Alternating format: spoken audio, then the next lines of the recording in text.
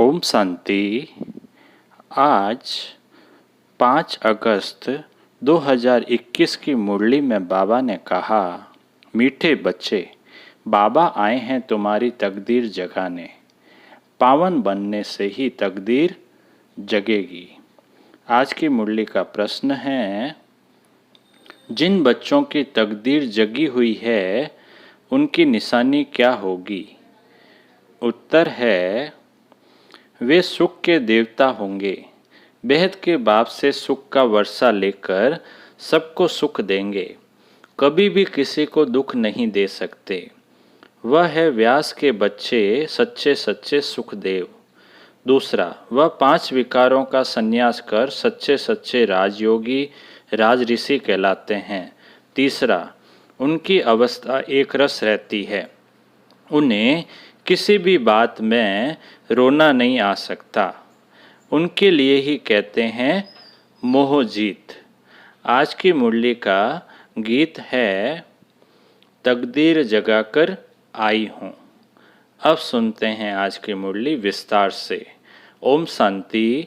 गीत की एक लाइन सुन करके भी मीठे मीठे बच्चों के रोमांस खड़े हो जाने चाहिए। है तो कॉमन गीत, परंतु इनका सार और कोई नहीं जानते। बाप ही आकर हर गीत शास्त्र का अर्थ समझाते हैं। मीठे मीठे बच्चे यह भी जानते हैं कि कलयुग में सबकी तकदीर सोई हुई है। सतयुग में तकदीर जगी हुई रहती है। सोई हुई तकदीर को जगाने वाला और मत देने वाला अथवा तकदीर बनाने वाला एक ही बाप है। वही बैठ बच्चों की तकदीर जगाते हैं। जैसे बच्चे पैदा होते हैं और तकदीर जग जाती है। होता है ना, जैसे बच्चे पैदा होते हैं और तकदीर जग जाती है। बच्चा जन्मा और उनको ये पता चल जाता कि हम वारिस हैं। हूबहू यह बेहद की बात है। हूबहू यह बेहद की बात है। बच्चे जानते हैं कल्प कल्प हमारी तकदीर जगती है और सो जाती है। पावन बनते हैं तो तकदीर जगती है।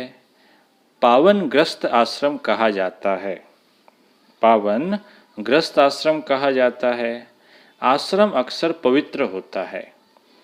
पवित्र ग्रस्त आश्रम उनके अगेंस्ट फिर है अपवित्र पतित धर्म।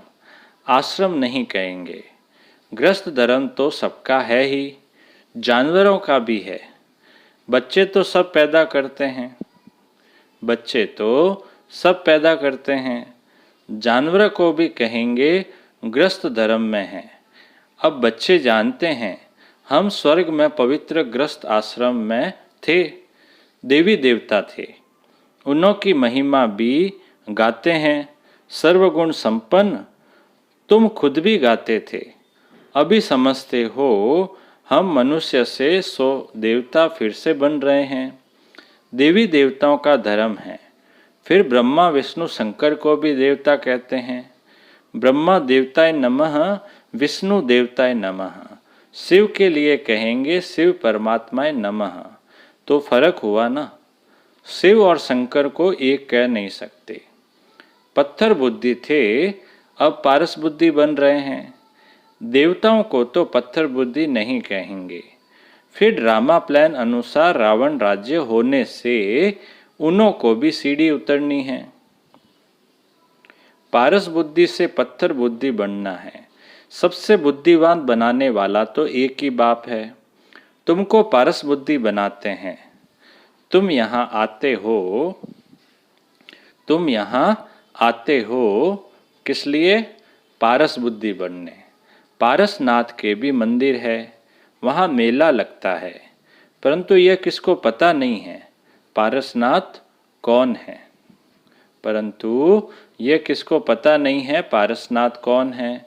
वास्तव में पारस बनाने वाला तो बाप ही है। वह है बुद्धिवानों की बुद्धि। यह है तुम बच्चों की बुद्धि के लिए खुराक।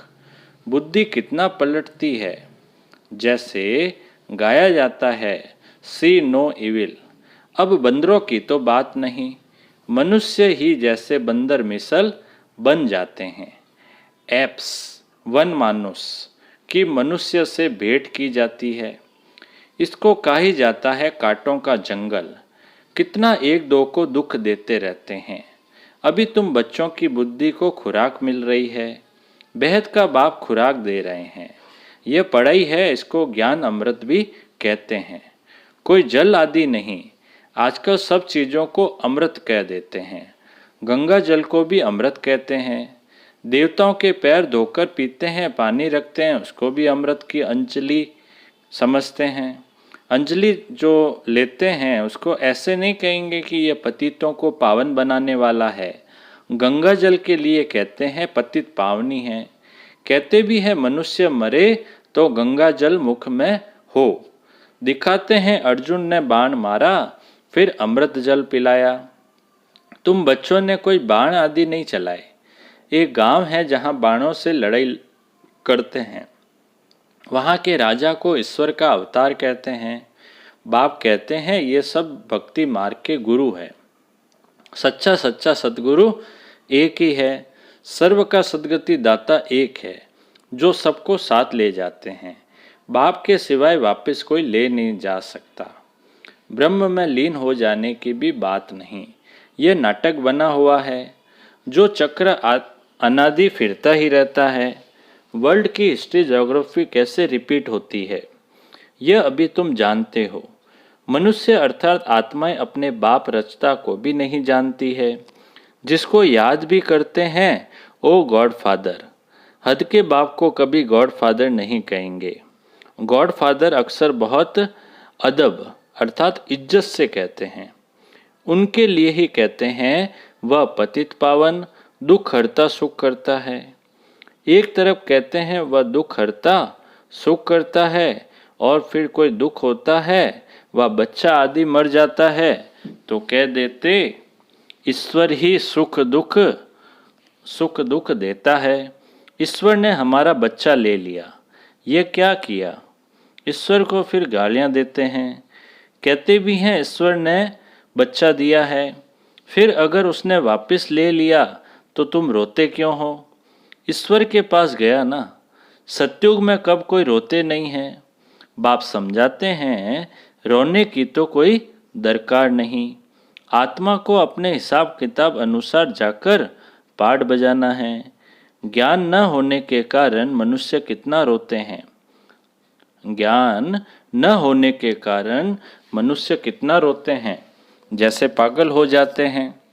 यहाँ तो बाप समझाते हैं अम्मा मरे तो भी हलवा खाना, बाप मरे तो भी हलवा खाना, नष्टो मोहा होना है।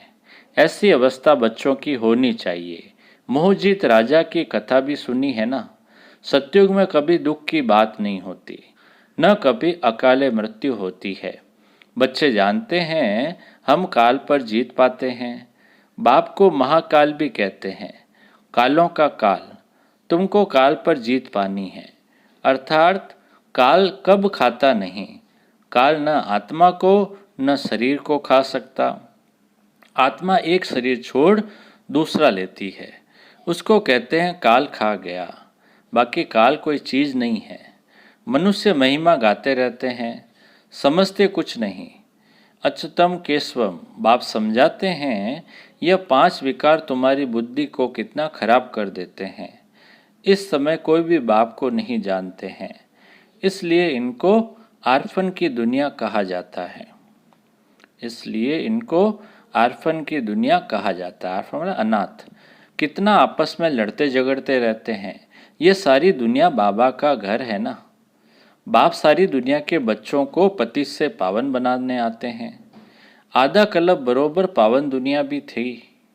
गाते भी है राम राजा राम प्रजा, वहाँ फिर अधर्म की बात हो कैसे सकती। कहते भी है वहाँ शेर बकरी इकट्ठे जल पीते हैं, फिर वहाँ रावण आदि कहाँ से आए। समझते नहीं। बाहर वाले तो ऐसी बातें सुनकर हंसते हैं। बाप आकर ज्ञान देते हैं यह पतित दुनिया है ना। अब प्रेरणा से पतितों को पावन बनाएंगे क्या? बुलाते हैं पतित पावन आओ, तो जरूर भारत में ही आया था। अब भी कहते हैं मैं ज्ञान का सागर आया हूँ। तुम्हें आप समान मास्टर ज्ञान सागर बनाने। बाप को ही सच्चा सच्चा व्यास कहेंगे। तो यह व्यास देव और तुम उनके बच्चे क्या होंगे? तो यह व्यास देव और तुम उनके बच्चे सुख देव। तुम अभी सुख के देवता बनते हो, सुख का वर्षा ले रहे हो व्यास शिवाचार्य से। व्यास के बच्चे तुम हो, परंतु मनुष्य मूझ न जाए इसलिए कहा जाता है शिव के बच्चे। परमात्मा को भी जाना जाता है, वही आकर पति से पावन बनने का रास्ता बताते हैं। कहते हैं मैं तुम आत्माओं का बाप हूँ। कहते हैं अंगुष्ठे मिसल है, इतना बड़ा तो वहाँ ठहर भी न सके, वह तो बहुत सूक्ष्म है। डॉक्टर लोग भी माथा मारते हैं आत्मा को देखने के लिए, परंतु देख नहीं सकते। आत्मा को रियलाइज किया जाता है। बाप पूछते हैं अब तुमने आत्मा को रियलाइज किया? इतनी छोटी सी आत्मा में अविनाशी पाठ नूंदा हुआ है, जैसे एक रिकॉर्ड है। पहले तुम देह अभिमानी थे, अभी देही अभिमानी बने हो। तुम जानते हो हमारी आत्मा 84 जन्म कैसे लेती रहती है। उनका एंड नहीं होता। कोई कोई पूछते हैं ये ड्रामा कब से शुरू हुआ, परंतु यह तो अनादि है, यह कभी विनाश नहीं होता। इनको कहा जाता है बना बनाया अविनाशी वर्ल्ड ड्रामा। वर्ल्ड को भी तुम जानते हो, जैसे अनपढ़ बच्चों को पढ़ाई दी जाती है,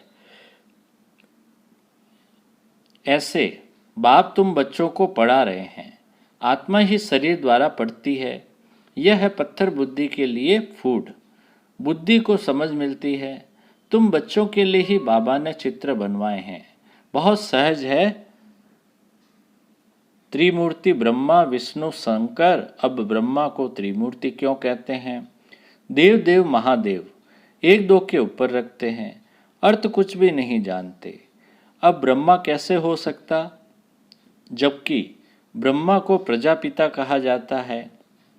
तो सूक्ष्म वतन में वह देवता कैसे हो सकता?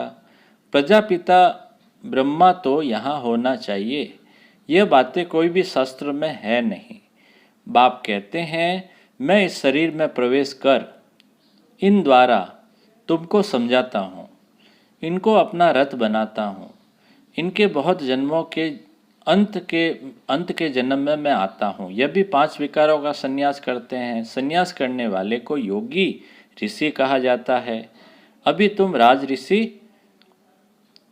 तुम प्रतिज्ञा करते हो, विकार में कभी नहीं जाएंगे। मूल बात है ही विकार की। भाई कहते हैं ना हम विकार में नहीं जाएंगे, तो मूल बात है ही विकार की। वह नई रचना रचते हैं। यह बीज रूप सत्यचित आनंद का सागर, ज्ञान का सागर है। स्थापना पालना विनाश कैसे करते हैं, यह बाप ही जानते हैं। इन बातों को मनुष्य तो जानते नहीं। तुम बच्चे अभी इन सब बातों को जानते हो, इसलिए सबको समझा सकते हो। अच्छा बाप दादा बोले, मीठे मीठे सिकिलदे बच्चों प्रति माता पिता बाप दादा का याद प्यार और गुड मॉर्निंग। रूहानी बाप की रूहानी बच्चों को नमस्ते।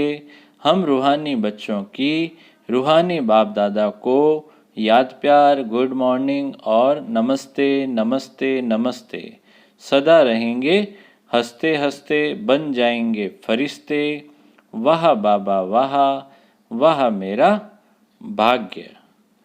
अब पूरी मुरली में से जो मुख्य धारणा के लिए सार है, उसमें पहला है हर एक आत्मा का हिसाब किताब अपना अपना है, इसलिए कोई शरीर छोड़ते हैं तो रोना नहीं है।